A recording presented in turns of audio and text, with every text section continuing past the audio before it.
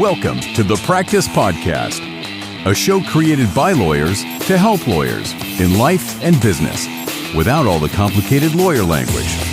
Let's welcome Bast Amron founders and your hosts, Jeff Bast and Brett Amron. Hi, Brett. Hi, Jeff. How are you? Happy Monday. Happy Monday after Thanksgiving. We are recording this on the Monday after Thanksgiving. I just said that. Did you have it? Yeah, you did. I did. I'm reflecting on your comment. Are you? Yes. All right. How was your Thanksgiving? It was wonderful. And yours? Full of family. It was great. We had a full house. Yep. All the kids. Yep. Girlfriends, friends. It was lots of fun. Yes. Yep. And ours too. Full house. Excellent. I love that. Our guest wanted to say something. How was your Thanksgiving? Just want to make sure you clarify the girlfriend's part of your children's girlfriends. See, these are my kids' friends. George, yeah, I let that one go right by you. I couldn't. It was easy. The bat was on my shoulder. Fair. Thank you both for clarifying that. Yes, it was the friends of my children. Mm-hmm. Okay, let's be clear.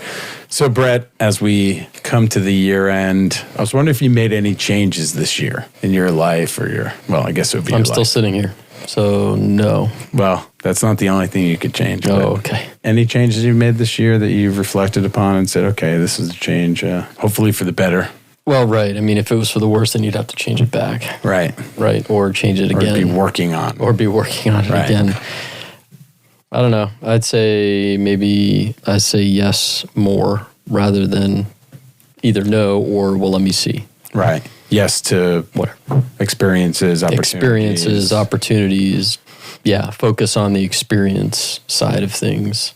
I like it. And so say yes to that more and, trying to do that more. Obviously balancing operating the business, sitting here, bantering with you on our podcast, family, friends, things like that. But whereas, obviously experiences go along with all of that, but try to say yes more. I like that. How about you? I also subscribe to saying yes. Maybe I say yes too much and I need Well, there you go again. You're just lifting what I said. I mean, come on, man. I believe that it's better to regret something you did do than something you didn't do.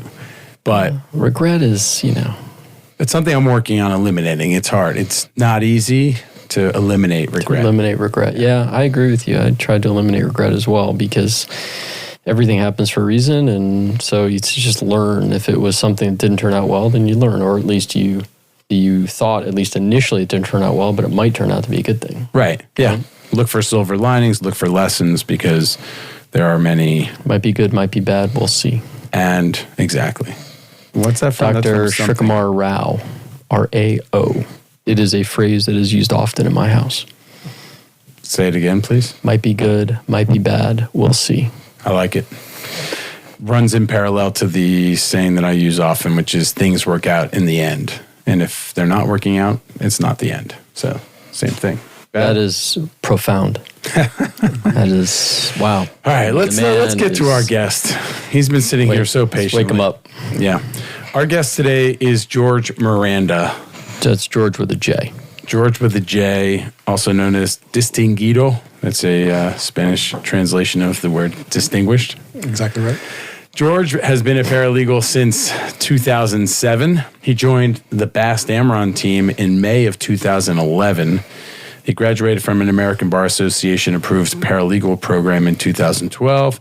His expertise involves assisting attorneys in all aspects of Chapter 7 and Chapter 11 bankruptcies, which includes the representation of debtors, creditors, and trustees. He also has vast experience with all forms of bankruptcy litigation, including but not limited to adversary proceedings. George is fluent in Spanish. He is also a classically trained tenor, an avid golfer, avid Heat fan, and most importantly, a husband and devoted father of 2 lovely children.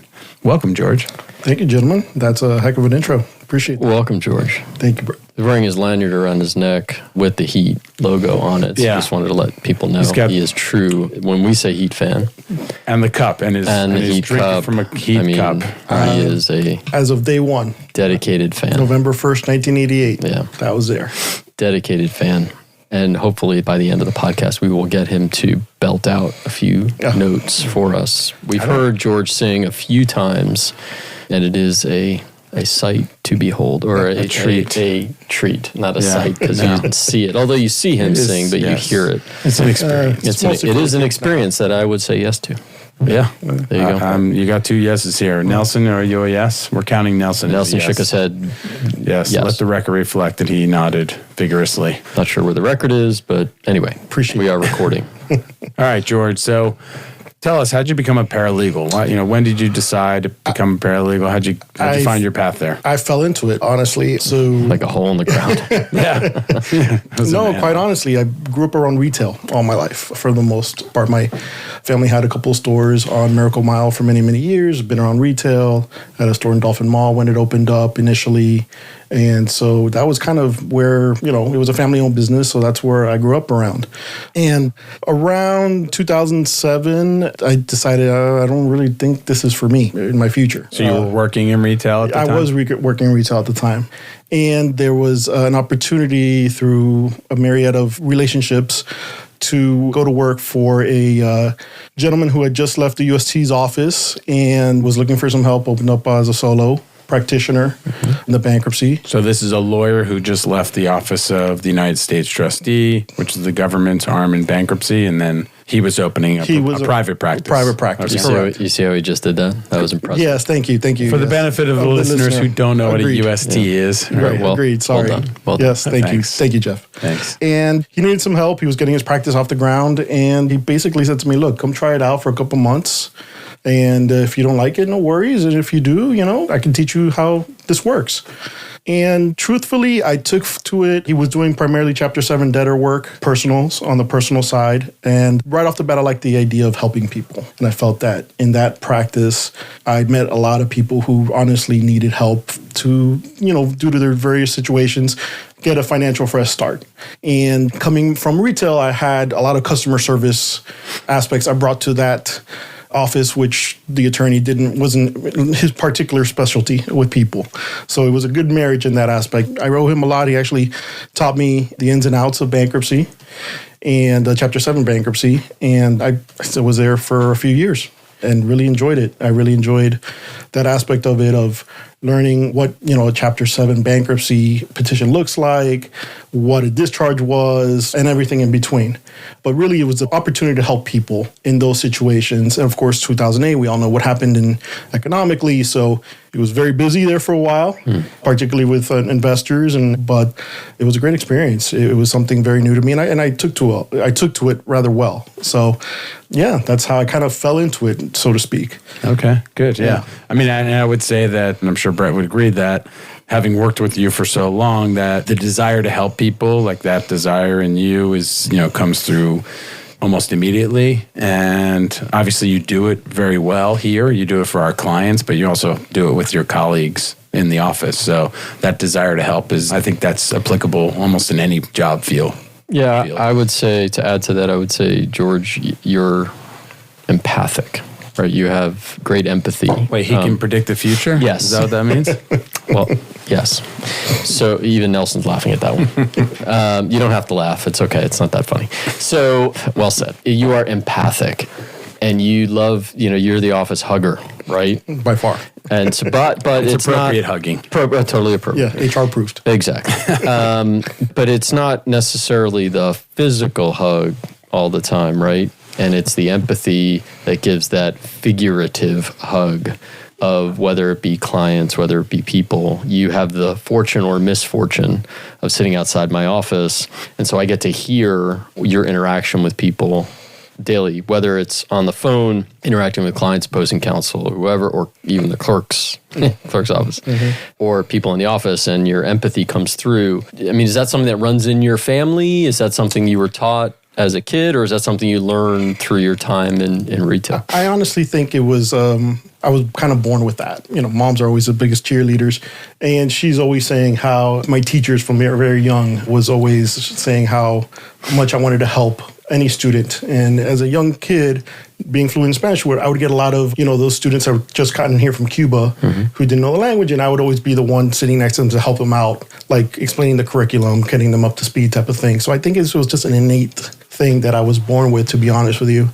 But yes, does it run in my family? Absolutely. I mean, you also see examples of it. So even if, it was something I feel I was born with, it definitely enhanced by people like my mother and others in my family who showed me that, you got to think about not just yourself. I think, to make this world a little better place, you kind of put others' needs in front of yours sometimes. And, the man upstairs also kind of preaches that. So that's also where I came from. But I appreciate, you saying that, Brett. I know when our clients come to us, it's not a fun situation for them. They're not coming to us. They're not coming to us because they want to be here necessarily. And you guys really, I feel grateful that you put me in a position to be able to interact with our clients as much as I do, because I truly try to let them know, look, it's going to be okay. We're here. We're here to help you. Right. We're going to make this as positive as experience as possible. Correct. Yeah. And, and then try to give them a little bit of a family feel, like, you're home. You're legally speaking, you're at a place that's your home. We're going to take care of you. And that's kind of where I try to approach it from, and form a bond. I think there's a human bond with people, especially if they're in a vulnerable position. They're looking for help, right? They're here, they're hiring us. But beyond that, I really feel that you got to show them that you care. You care about them, you care about their situation. And I really hope that comes through when I interact with our clients and also my coworkers here. I really very fortunate to work with some great people here at Bass Amron. I've been here for a number of years now. Not quite at the ground level, but I was an early investor. Pretty early investor. That's right. And that's right.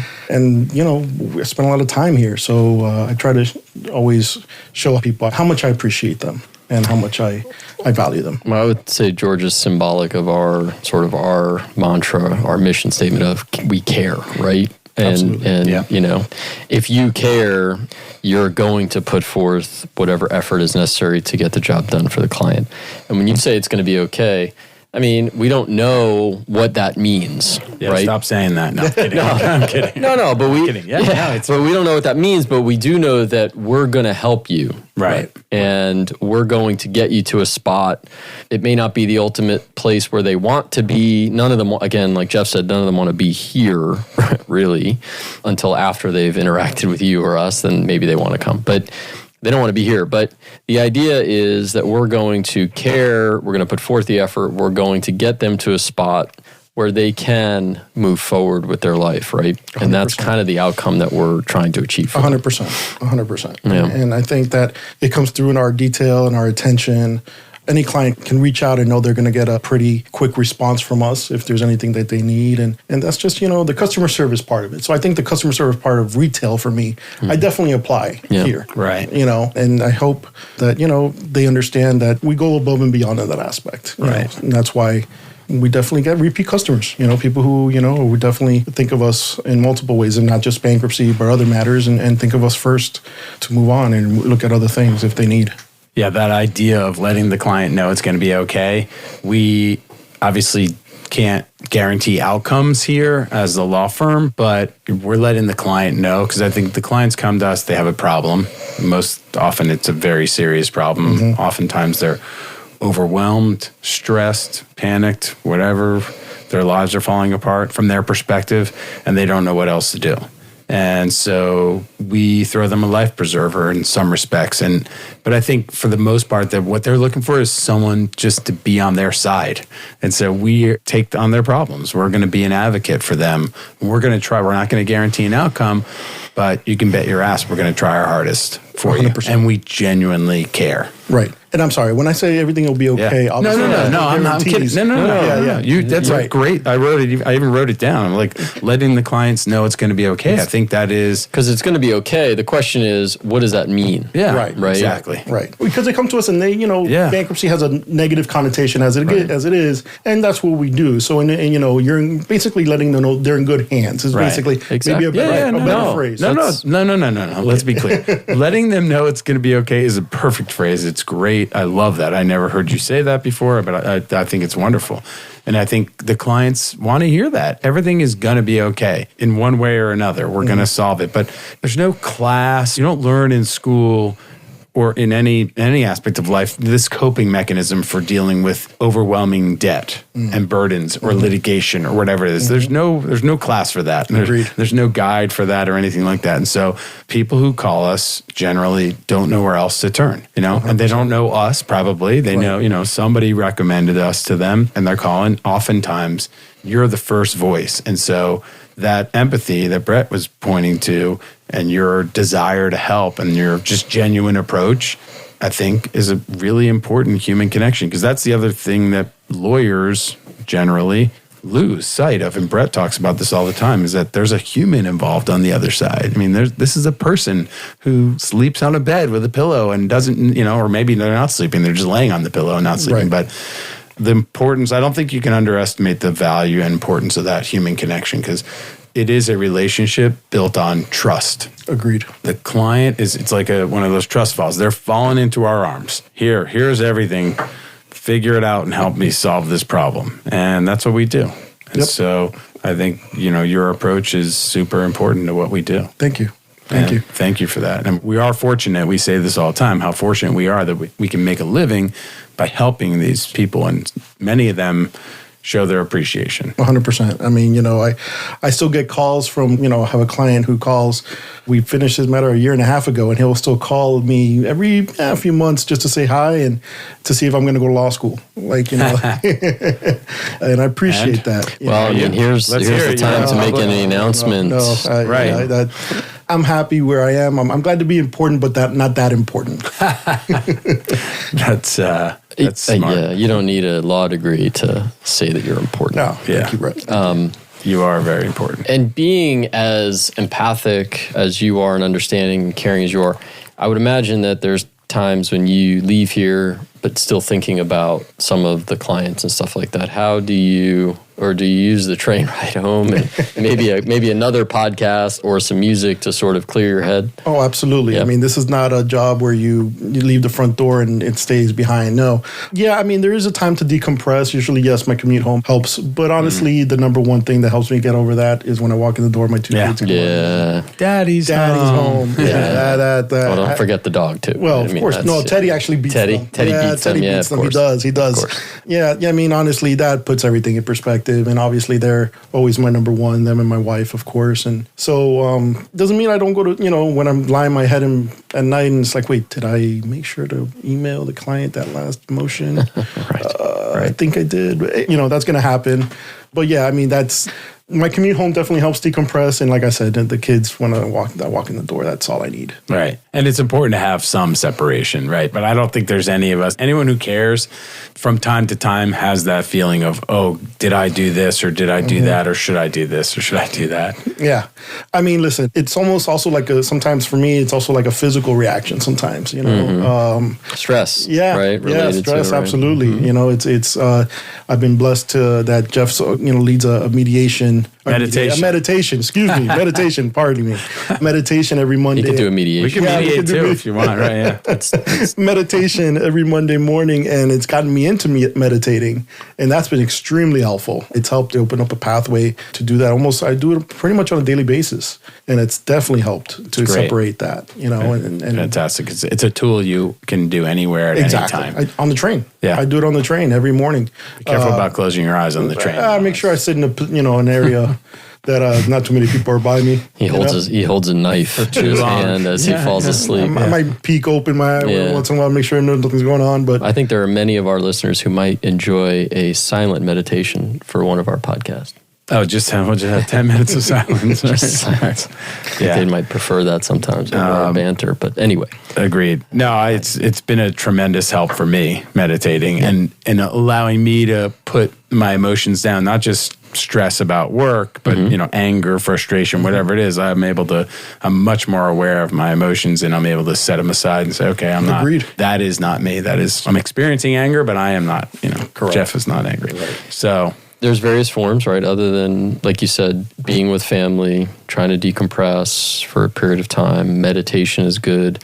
Breath work is also good. There's exercise. There's sometimes getting down into it and watching like some dumb movie, Right. Or A Heat game. A Heat game is though that might get you angry. It does from time to time, but like against the Knicks the other night. But no, yeah, I mean, we all find our ways to deal with life, and Sure. it's just works best for you. And honestly, I hadn't really tried meditation until Jeff kind of introduced it, and it's been helpful. Yeah. It's been very helpful. It's great. Yeah, we do it Monday mornings, just a 10-minute small group in the office. Everyone's welcome. But yeah, Everyone in the office. Anyone's welcome. If a listener wants to come in and meditate with us on Monday morning, let us know. We need a bigger. It's usually after the huddle at 10 a.m. So if you have 10 minutes, you want to stop by, let us know. You're welcome. Sometimes I meditate before or after a Cowboys game. But George and I are longtime Cowboys fans, and maybe. I think that's what got me the job. During my interview. Maybe it may have clinched it for you. Clinched it for me. Okay, but we have. I don't know. We're long suffering Cowboys fans. So hopefully this is the year, but we'll find out. We'll see. We'll find out. So George, I wanted to talk a little bit about just the sort of like, because you mentioned the bonds with your people, with your coworkers. Is it beneficial to have so many friendships? Because can it be distracting? People are always coming up to you to chat, and like you're everybody's best friend. So in the office, so. Is it a constant stream of... Well, listen, I do have to measure. I mean, I think I have a certain face I give when people can tell I'm kind of busy. I really can't chat right now, to generally kind of be like, come see me later type of thing. But yeah, I mean, you got to make sure that you're proficient and you're getting your work done.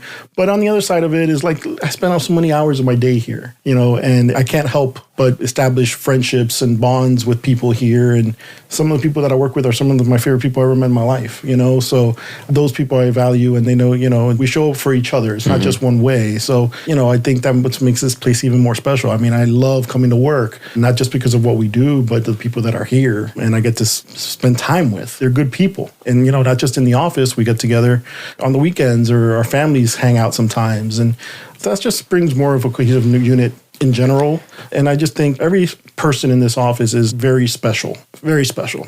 And they all have things that they bring to the table. And, you try to see the best in everyone and establish a relationship, a bond, because you do spend so much time together. Not just working together, but just, in the kitchen, having lunch, you get to know people and their families and their situations. And some days, you get to read people. I'm the easiest person to read here in this office, how I'm feeling that day just by walking in the door. But although I hear I might be. It's a close race between the two of you. Yeah. But just, also know that there's love there. There's love. There's a love there amongst us that, we look out for each other, not just professionally, but as people. Yeah. Yeah, I love the fact that there is a group of people that get together in various forms, not all together at the same time, but get together outside of the office and have developed that, like you said, that kinship, that friendship, that even family-like atmosphere, which to me is just a sign of a good team, but helps make the team even better when you guys are here, because you care about each other and are willing to pick up and help people. 100%. Right. Yeah. It goes to the same thing we were talking about before about trust. You build up trust. When you're close with someone and you know them, you trust them, so that when you need help on a project, or you're going on vacation and you need someone to cover, whatever it is, you have that trust factor here. And you're also, that when someone else is having a bad day, that they can count on you, or 100%. And they've done it for me. I mean, we all have moments in our lives that were better than others. And I know that I've had people pick me up when I get here, and I try to do in turn, reciprocate that as much as possible. So yeah, it's special. It's, guys, it's not lip service when I say this place is a special place. It really, I feel it. I feel it, and I wouldn't be here. This is actually, at this point, this is the longest tenured job I've ever had, even working for my family, unless you count, when I was 8 years old. Child labor. Yeah, exactly. I mean, we'll talk about that later. Right, yeah, that's another topic. But there's a reason for that. It's the culture you guys have established here, and we try to live up to it. Well, the culture is a reflection of our people. Unless anyone think that George is reading from a script right. that we prompted him, we really did not. As we do with all of our podcasts, there is no scripted out questions, Q&A, topics, anything like that. So I don't even know what we're going to talk about today. Genuine, I think, is what we're hearing. Yeah. So how did you become a classically trained tenor? He sang. Yeah, I mean, so I was tapped early in third grade, maybe, from my music teacher saying, "Hey, you're a pretty good singer. Why don't you come and do the choir?" And I did that, and I started getting some solos here and there. And then in fifth grade, the same teacher was like, "Hey, there's a thing called the Magnet Program. Gives a little bit more in-depth curriculum to people who are into the arts. Why don't you try out for that?" I did. And I made it. Actually, I made it I'm sorry, I'm going back. I made it for my fourth or my fifth grade year, but I decided to not go because my baby brother was starting kindergarten that year. And it was the only year we'd be in school together. Oh, see, and so there it is, putting others ahead of himself. So I just declined that year, but I re-auditioned the following year. And that year, the teacher who was like, "Listen, are you going to come this time or what's the deal?" Like, "I promise I'll come." So anyways, I went to their South Miami Elementary and Middle School for that Magnet Program. And then I auditioned for a high school called New World School of the Arts. And I am a proud graduate of New World of class of 99. Probably an amazing 4 years of high school. We don't have any sports. I mean, thank God our mascots are fighting pigeons. It's located in downtown. So that was, a tongue-in-cheek mascot. Uh-huh. But I was like almost borderline depressed when I graduated high school. I loved that experience so much. And you meet some of the most talented people in the world. Some of them who are singing in many operas in Europe right now, that you come across. So yeah, that's where I got my training. So when do you sing now? To the kids during bath time. To the kids during bath time. Usually, or in the morning when I'm trying to wake them up. That's a nice way to be woken up. It's a lot of Disney medleys, mostly. How about Bésame Mucho? Can we get a little bit of that? Oh, no. I'll spare your listeners. I would need to properly warm up. Yeah. Okay. All right. I get it. Well, I hope you find a way to work it into more aspects of your life, the singing, because it brings you joy. We've seen it a few times. I think it brings everyone in joy. Our 12 years. I think we've probably seen it 3 or 4 times, maybe. So we want more singing. Maybe we could just do a recording next time. We'll let you sing the whole 30 minutes, or we'll do 10 minutes silent meditation for Jeff and I, not to say a word, and then we'll let you sing the balance. How's that sound? We can do a Bass Amron talent show. All right. Oh, that would be over quickly. I think that would end quickly. Yeah. Okay. If you enjoyed this episode, please show us your appreciation, not just by saying that you liked it, but by leaving a review. All right. Share the episode with your friends. Subscribe. Follow us. Let us know. Send us a note. There's so many different ways to let us know. Carry a pigeon. The show. Yeah. Maybe one of the fighting pigeons can carry a note to us. Right, to us. Exactly. And we will see you next time. Nelson. Thanks, George. Thank you, gentlemen. Nelson, George, Thank Brett. you, Nelson. Thanks, Nelson. One of the special people I talk about is proud to be a part of this. Mr. Nelson. That's right. Wait, don't hit stop, Nelson. We're still going here. We're praising you. Yeah, we want to thank everybody. I want to thank Jeff and Nelson and George and Nelson and Jeff. Thank you, Brett. For more information on this show and other resources, visit fastamron.com and connect with us on LinkedIn, Facebook, and Instagram @FastAmron.